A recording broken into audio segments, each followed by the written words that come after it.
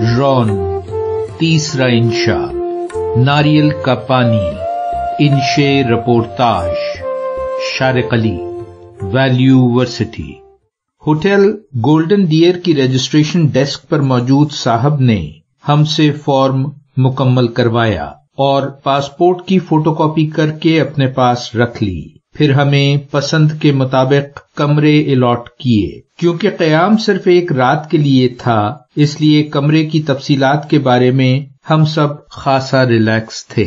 इसी असना में हमने रजिस्ट्रेशन डेस्क से ये भी मालूम कर लिया कि शनासा दोस्तों में से कौन कौन हमसे पहले ही होटल पहुंच चुका है।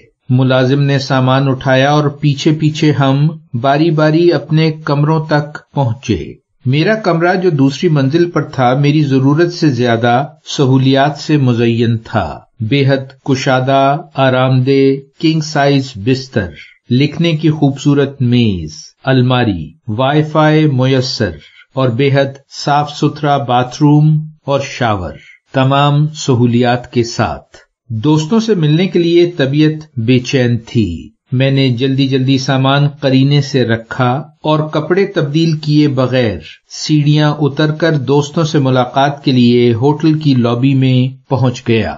लॉबी में दाखिल होते ही रॉन, रिचर्ड और ओपोको सोफे पर बैठे नजर आए। जैसे ही मुझ पर निगाह पड़ी, तीनों गर्मजोशी से उठ खड़े हुए। रिचर्ड का ताल्लुक नाइजीरिया से है और ओपोको का घाना से। रॉन हाइल्स 76 साला अंग्रेज हैं, ब्रिस्टल के फ्रेंचे हॉस्पिटल के रिटायर्ड प्लास्टिक सर्जन और British association of plastic surgeons के साबिक प्रेसिडेंट।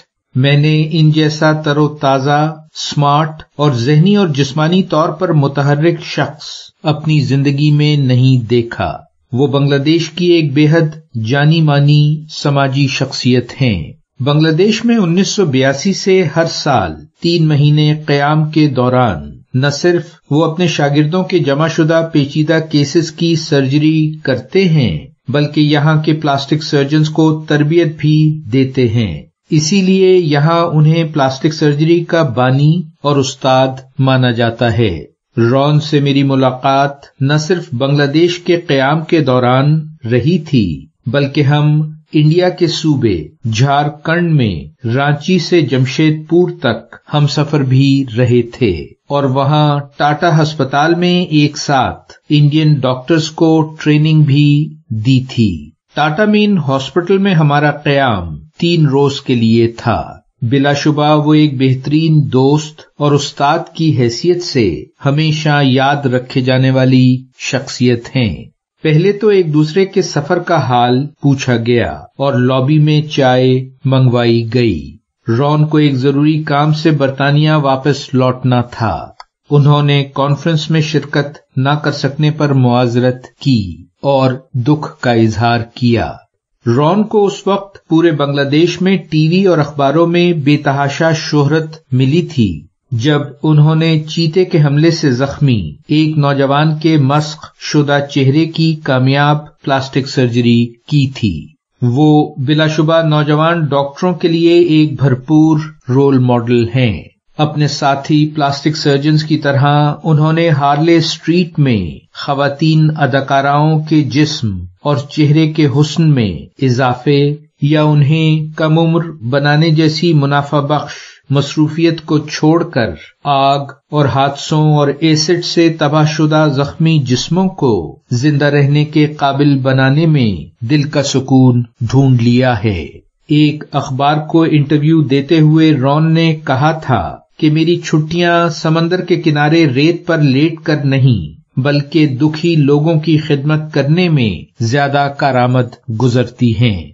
मैंने अपने पिछले दौरे में ढाका मेडिकल कॉलेज के प्रोजेक्ट डायरेक्टर समंता लाल सेन को उन्हें मुसाफिर बनाकर खुद साइकिल रिक्शा चलाते और मेडिकल कॉलेज का चक्कर लगाते देखा था। वो बड़े फख्र से कह रहे थे, रॉन इज माय मास्टर। जिस मुल्क में साल भर में हजारों अफराद एसिड वायलेंस का शिकार होते हों, वहां एसिड सर्वाइवर्स फाउंडेशन और रॉन जैसे लोगों की कदर क्यों न हो।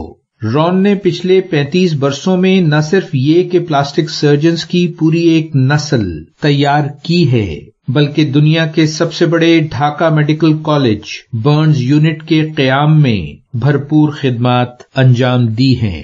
یہاں ان کا سماجی مرتبہ اس قدر زیادہ ہے کہ ایک بار انہوں نے پرائم منسٹر اور صدر سے ملاقات کر کے برنز یونٹ کے لیے مزید بستروں کی منظوری لے لی تھی۔ رون کو 2004 میں OBE ملا تھا۔ رون کی بیگم ہر سال کی طرح اس بار بھی ان کے ساتھ تھیں۔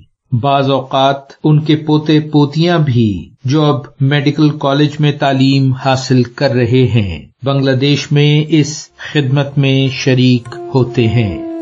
جاری ہے ویلیو ورسٹی، شارق علی۔